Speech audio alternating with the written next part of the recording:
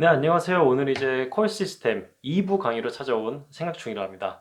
혹시 숙제를 기억하실지 모르겠는데 제가 저번 1부에서 아마 숙제를 내드렸죠.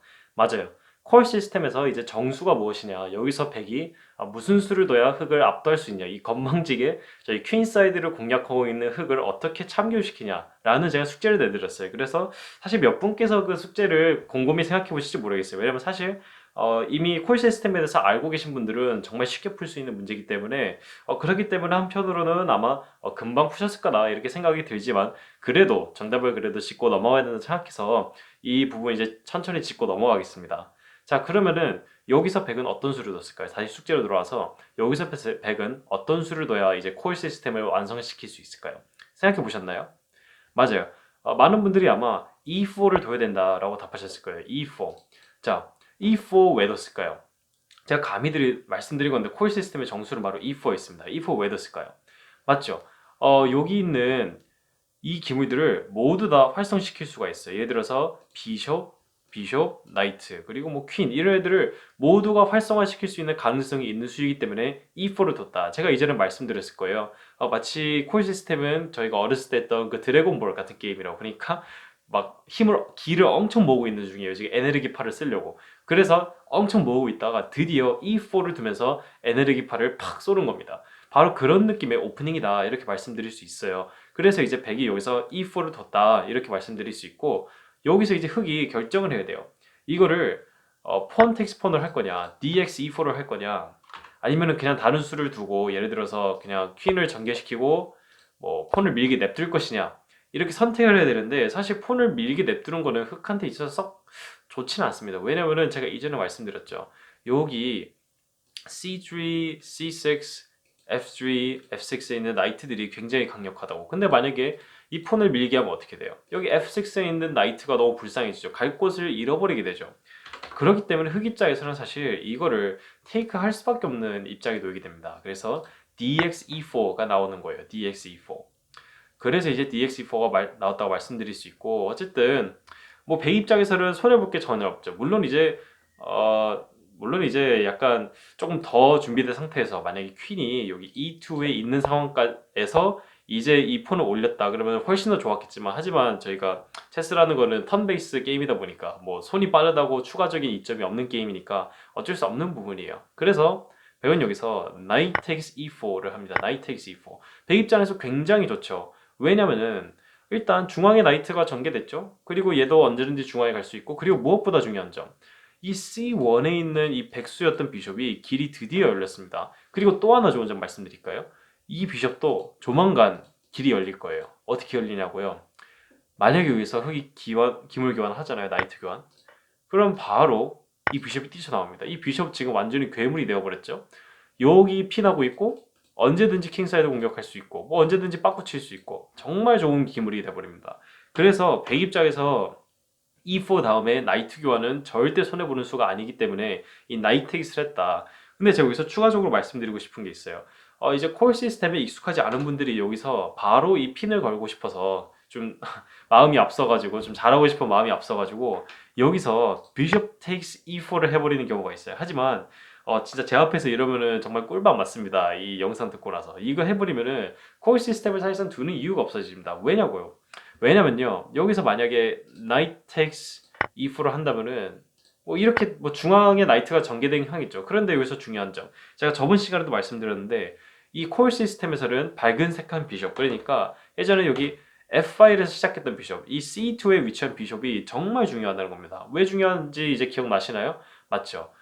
캐슬링을 한 이후에 예를 들어서 캐슬링을 한 이후에 이 킹을 언제든지 타격할 수 있는 기물입니다. 이 비숍은. 그래서 이 비숍은 정말 가끔 게임을 하다 보면은 룩과도 바꾸기 싫은 경우가 가끔씩 있어요. 정말 너무나도 강력한 기물이기 때문에. 그래서 D4, 저 같은 D4를 플레이하는 사람들은 이 밝은색한 비숍을 정말 좋아하는 겁니다. 그래서 이제 이 E4라는 수가 그리고 그 E4 다음에 교환 수순이 100에게 있어서 굉장히 좋다라고 말씀드리는 거예요. 그래서 그런지 사실 흑이 이 교환에 응해주지 않습니다. 나이트 텍스 나이트를 안 해줍니다. 왜냐하면 이 흑도 정확히 알고 있는 거예요. 교환해주면은 이렇게 그 교환을 해주면 비숍이 튀어나온다는 거 알기 때문에 응해주지 않는다는 겁니다.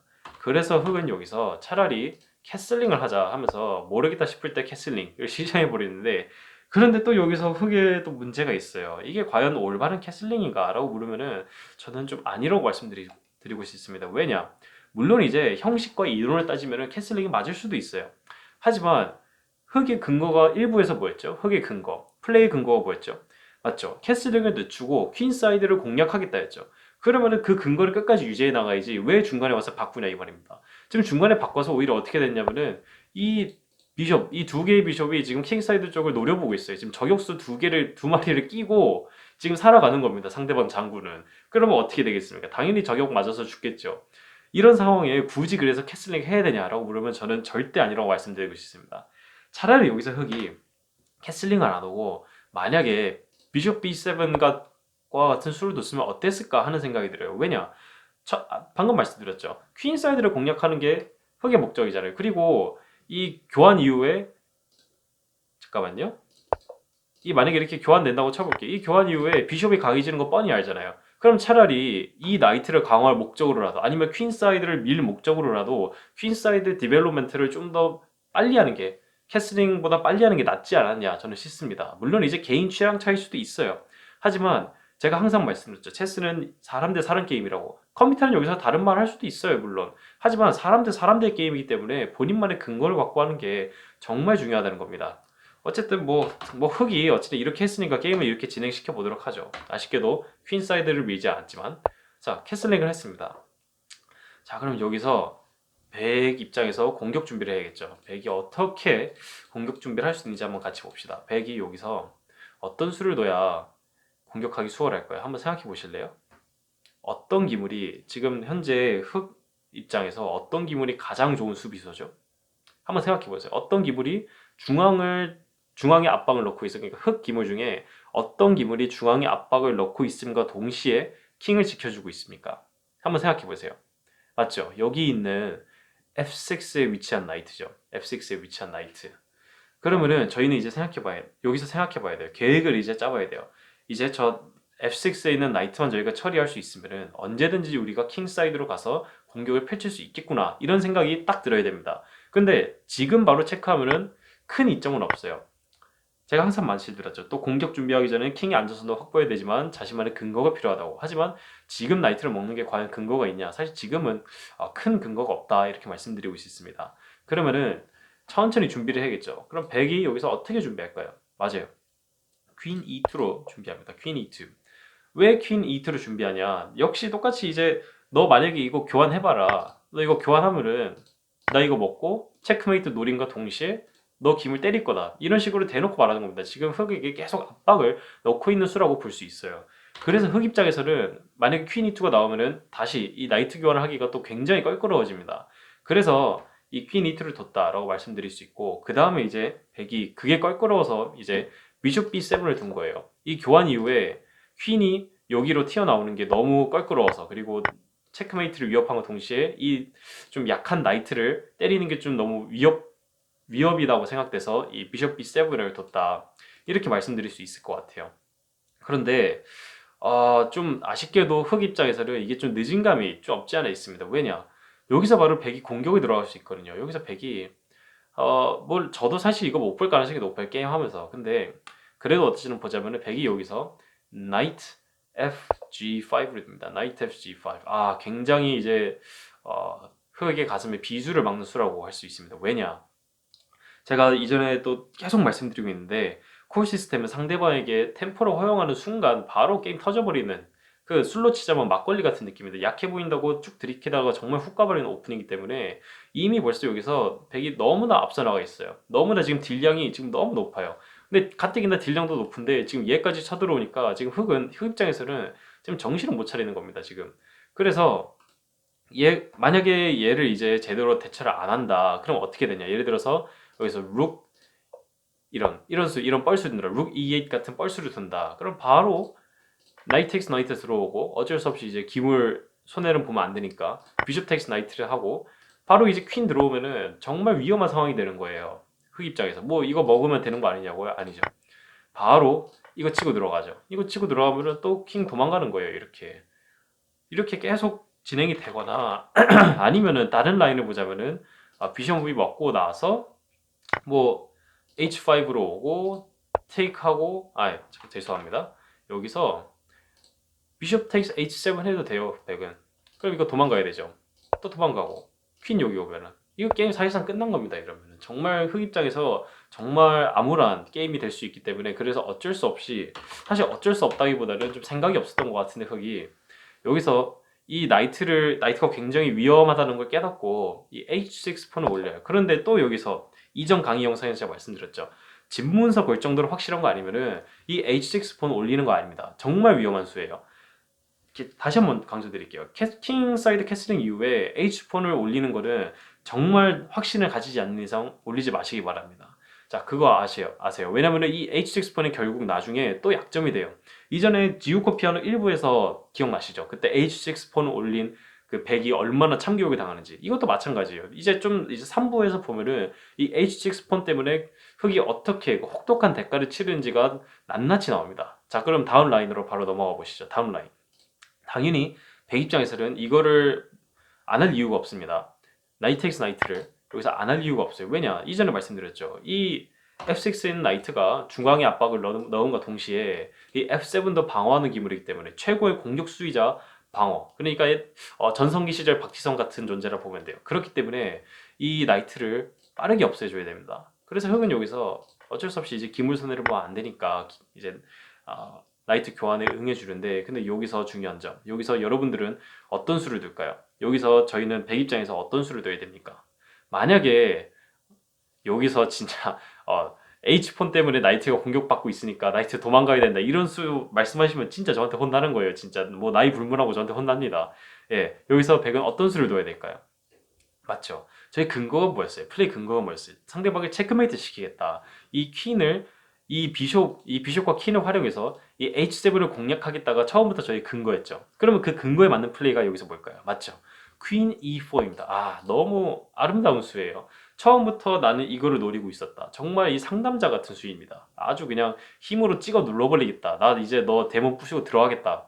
이런 수예요. 너무 멋있는 수라고 할 수 있어요. 자, 그럼 이제 여기서 흑이 이제 어쩔 수 없이 문을 이제 닫아야 돼요. 이거 정말 큰일 납니다. 현관문 강화해야 됩니다. 지금 현관문 문 걸어 잠가야 되는데 이렇게 현관문을 걸어 잠궈요. 근데 여기서 문제가 있어요. 과연 이게 문을 걸어 잠근 걸까요? 이게 문이 닫혔다고 볼 수 있을까요? 왜냐면은 여전히 백이 흑의 그 집을 파고들 만한 여지가 아직도 있습니다. 그래서 사실 여기서 이제 숙제를 내드릴까요? 이제 그 이후 라인까지 다루면 영상이 너무 길어지기 때문에 이쯤에서 끝낼 생각인데 여기서 백이 어떤 수를 둘까가 바로 다음 숙제입니다. 사실 지금까지 내드렸던 숙제 중에 가장 전술적인 성격이 강한 그 숙제여서 좀 걱정스럽기도 해요. 이제 이런 그 문제를 처음 접하시는 분들이 굉장히 어려워하실 수도 있거든요. 하지만 이런 거를 자주 해버릇해야 이런 체크메이트 수순을 봐야 사실 체크메이트 수순은 아니지만 그래도 체크메이트를 유도할 수 있는 그런 수순을 봐야 체스를 정말 잘하게 될 수가 있습니다. 자, 그럼 여기서 백이 어떤 수를 둘까요? 이게 숙제예요. 그런데 이렇게만 내드리면 너무 어려울 수도 있으니까 제가 단계별로 이 문제를 풀 수 있게 단계별로 1단계, 2단계, 3단계로 이제 문제를 이제 나눠서 드릴 거예요. 그래서 첫 번째, 1단계. 여기서 백이 가고자 하는 칸이 어디였죠? 이게 첫 번째예요. 두 번째, 퀸이 그 칸에 가는 거를. 그러니까 우리가 가고자 하는 그 칸을 막는 흑의 기물은 무엇일까요? 이것이 두 번째고, 세 번째, 그러면 그 길을 막고 있는 흑의 기물을 지키는 다른 흑의 기물은 또 무엇일까요? 그리고 그 다른 흑의 기물을 다른 곳으로 뭐 옮기거나 아니면 제거하려면 저희가 어떻게 해야 될까요? 이것이 이제 이번 수업의 이번 강의의 숙제입니다. 자, 그럼 천천히 생각해 보시고 여기서 당신이 100이었다면 여기서 구독자분께서 100이었다면 어떤 수를 둬서 우리가 H7에 갈 수 있을까를 생각해 보세요. 어떻게 하면 우리가 H7에 갈 수 있을까? 어떻게 하면은 뭐 이전 영상 참고해 보는 것도 좋을 것 같아요. 제가 아마 지우코 피아노 3부에서 아마 말씀드렸을 거예요. 거꾸로 생각하기. 이 단계를 거꾸로 생각해 보시면 오히려 도움이 될 수도 있어요. 우리 목적은 저 H7에 가는 건데 그거를 뭐가 어떻게 하고 있고 뭐가 어떻게 하기 때문에 나는 이거를 제거해야겠다. 이런 식으로 역발성으로 생각해 보는 것도 정말 추천드립니다. 정말 도움이 되실 거예요.